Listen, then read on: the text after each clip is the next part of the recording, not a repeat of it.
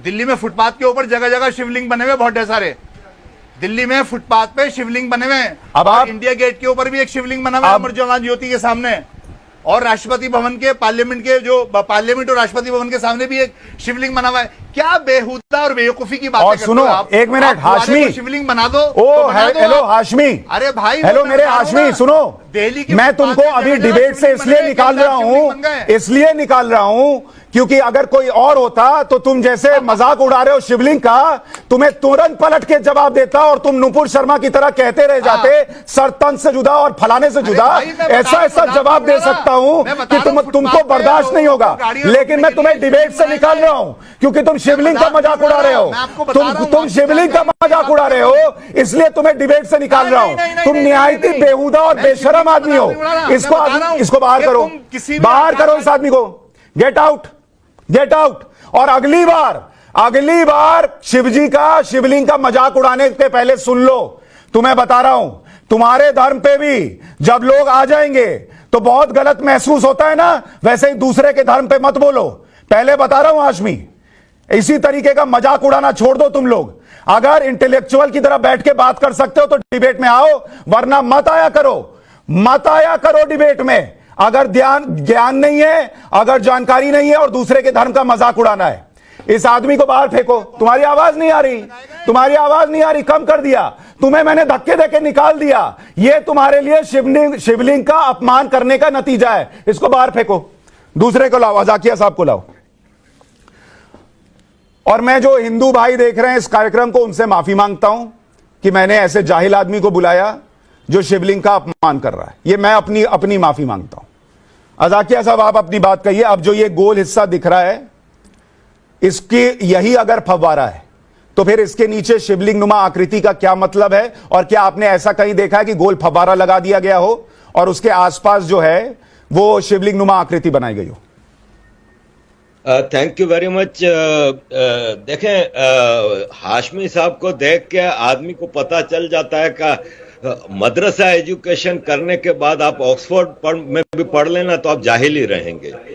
और मैं भी अपने हिंदू भाइयों से माफी मांगता हूं अगर ये बात नुपुर शर्मा ने हकीकतन एक हदीस को कोट किया तो इन्होंने सर तन से जुदा के फतवे जारी कर दिए। लेकिन इनके हाथ में है कि ये जिसका जब चाहे मजाक उड़ा लें। ये इंतहाई अफसोसनाक बात है। और हाशमी साहब ने रिजवान भाई को ये कहा कि आपको नमाज पढ़ने के लिए ले जाते हैं, ये जन्नत के ठेकेदार बने हुए हैं। मैंने 7 हज किए हैं, मैंने सैकड़ों उम्रे किए हैं, और मैंने कराची में जिस मस्जिद में बचपन में नमाजें पढ़ी हैं ना, वहां पे भी इसी तरह का हौज होता था जिसके चारों तरफ बैठ के हम वजू करते थे। मुझे कोई बता दे कि हौज में फुआरे का क्या काम, क्योंकि आप हौज के चारों तरफ बैठे होते हैं, उसमें फुआरा चलेगा तो पानी लोगों के ऊपर उड़ेगा। फुआरा मस्जिदों में होता है, मस्जिद के बाहर एक तालाब खूबसूरती के लिए बनाया जाता है, उसमें होता है। वजू के हौज में फुआरा नहीं होता। दूसरा, आप ये जो वीडियो चला रहे हैं, ये तो नमाज पढ़ने की जगह पे पाइप लगे हुए हैं, यहाँ पे फुआरे का क्या काम? क्या नमाज के दौरान नमाजियों को शावर दिलाने का काम किया जा रहा है? जामा मस्जिद में फुवारा नहीं है? अरे पूछ रहा हूं मैं आपसे जी, क्या लाहौर की जामा मस्जिद के वजू खाने में फुवारा नहीं है? वो बोलिए, आप सैकड़ों उम्रे करे हुए, देखें जनाब, देखा है आपने कितना बड़ा है वो लाहौर की जामा मस्जिद का? आप किसी को बात करने दिया करें, अगर आप हक पे हैं ना तो किसी को बात करने दिया करें। अच्छा, एक बार कंप्लीट कर ले, फिर आप जवाब दीजिएगा। अज़दी साहब बोलिए। जी, मैं ये कह रहा हूं कि आप ज्ञानवापी मंदिर का जो हौज है उसका साइज देखें। आप लाहौर की बादशाही मस्जिद के हौज का साइज देखें। इतने से हौज में, ज्ञानवापी मस्जिद में जिसमें 25-30 लोग बैठ सकते हैं, उसमें फुआरे का क्या काम? इतना सा नहीं है, वो बहुत बड़ा हौज है। चल रही है नमाजियों को ऊपर पाइप का क्या काम? दुनिया की कौन सी मस्जिद में नमाजियों की जगह पे ऊपर पाइप और उसमें सुराख और उसमें फुआरे? और मैं आपसे एक बॉटम लाइन कह देता हूं कि बनारस में काशी शिव स्थान is just like Mecca for Muslims. क्या आप अलाउ करेंगे खाना काबा के बराबर में मंदिर? फुआरा है, शिवलिंग है, छोड़ें इस बात को। आपको तो ये कहना चाहिए कि जुल्म किया है हमारे लोगों ने, हमारे इन्वेडर्स ने इस मुल्क के ओरिजिनल हैबिटेंट हिंदुओं के ऊपर। हम माफी चाहते हैं और ये जितने मंदिर तोड़ के मस्जिदें बनी हैं वापस सिन्हा जी टॉपिक पर रहिए, ठीक है अजदी साहब, सुशांत सिन्हा जी अजदी साहब ये बताइए, अच्छा रहेगा। नहीं अब अजदी साहब ये बताइए, टॉपिक पर है ना, हाँ कहिए टॉपिक पर है, टॉपिक पर है, ये बताइए कि ये जो गोल आकृति दिख रही है, दो लोग कह रहे हैं कि ये फव्वारा जो है, अगर यही फव्वारा है तो वो फिर शिवलिंग नुमा आकृति का जो दावा है वो और मजबूत लगता है, क्योंकि इस फव्वारे के बाद उस आकृति की जरूरत ही नहीं थी। अब आप मुझे ये बताइए, जो मैं पूछ रहा था उस वक्त भी हाशमी से भी, अब साहब नहीं लगाऊंगा उस आदमी के साथ, हाशमी से भी पूछ रहा था और वो बेहूदगी पे चले गए। मैं ये पूछ रहा था कि अगर ये फव्वारा ही था, पाइप थी और बीच में एक आकृति थी, तो नीचे एक आकृति शिवलिंग नुमा क्यों बनाई गई होगी? इसका क्या मतलब है? ऐसी कोई आकृति आपने कहीं और किसी फव्वारे में देखी है?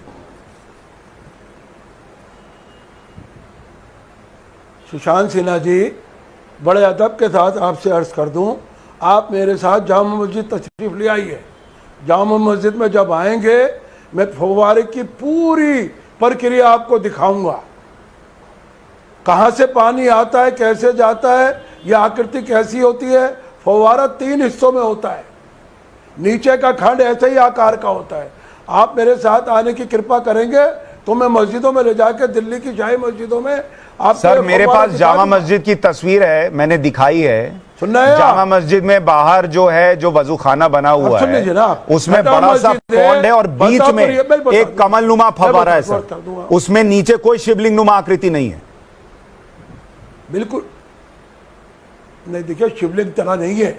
जब पत्थर को तराशा जाता है ऊपर से कम करने के लिए, नीचे से गोलाई करने के लिए, जब एक थम मकान बनाने के लिए एक पिलर का डिजाइन बना जाता है, उसका आकार भी शिवलिंग की तरह होता है। क्या आप उसको भी शिवलिंग कहेंगे?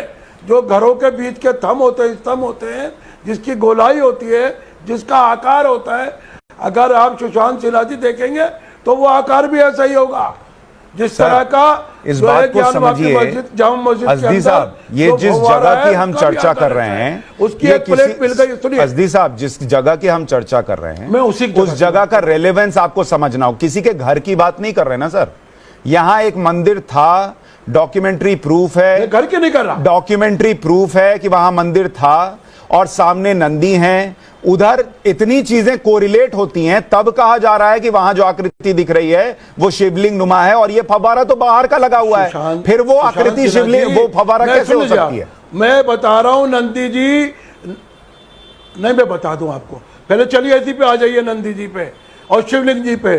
शिवलिंग जी का जो आकार होता है और एक चिमटा भी गड़ा होता है, चिमटे के सामने नंदी जी बैठी हुई शिवलिंग जी को देखती हैं। क्या कोई उसकी सिमत है? पूरा पश्चिम, दक्षिण, उत्तर बता दीजिए आप मुझे। सर नंदी जी देखती नहीं है, नंदी जी देखते हैं, पहले तो आपको यह बता दूं। और दूसरी बात कि जिस दिशा में देख रहे हैं उसी दिशा में देखते हैं। चलिए नहीं, मेरी बात सुन लीजिए, मैंने क्या सवाल किया आपसे। वो पूरब की ओर देखते हैं, पश्चिम की ओर, शिवलिंग जिधर है उधर देखते हैं, उत्तर की ओर शिवलिंग की तरफ देखते हैं, दिशा तय की होगी, शिवलिंग जिधर है उधर देखते हैं। तो बिल्कुल ठीक कहा आपने, कोई सिमत तो नहीं है ना, हाँ, कोई रुख तो मुतय्यन नहीं है ना कि इधर से उनकी नजर के सामने शिवलिंग। ये मैं आपसे सवाल कर रहा हूं, उनकी सवाल ये नंदी जी की नजर के सामने शिवलिंग। बिल्कुल ठीक कहा, ये मेरा भी मानना है। बिल्कुल बिल्कुल बिल्कुल, कोई दिशा सिमत मुतय्यन नहीं है उधर कि इसी तरफ से देखना है। अभी आपको बताया गया ये मामला सारा कोर्ट के अंदर है, कोर्ट के अंदर चर्चा होगी तो अच्छा है। हम अपना समय इस डिबेटों में बर्बाद कर रहे हैं, इसलिए कर रहे हैं कि हिंदू मुस्लिम इत्तेहाद बना रहे, आपस में भाईचारा बना रहे। रिजवान अहमद, अभी तक मुझे एक बेहुदे आदमी को जिनको मैंने डिबेट से निकाला उसने भी नहीं बताया कि अगर ये फव्वारा है तो इसके नीचे शिवलिंग नुमा आकृति क्या कर रही थी। इसका जवाब मुझे कोई नहीं दे पा रहा। जी सुशांत भाई, एक तो आपसे शिकायत है, हर ऊपर से गोलाई आपने उसको कम होती है, नीचे से आकार बढ़ता रहता है। अरे रिजवान मेरा नाम है मौलाना, उसके ऊपर एक और चक्री है, उसके ऊपर पाइप है। क्या बोल रहा है रिजवान साहब? रिजवान जी को बोलने दीजिए, बोलिए। उनसे मैंने सवाल पूछा है, इसलिए वो कह रहे हैं मैं कह रहा हूं उन्हें बोलने दीजिए। रिजवान मेरा नाम है। बोलिए बोलिए रिजवान जी बोलिए। हाँ सुशांत भाई, एक आपसे शिकायत है। आपने वो देख जरूर रहा होगा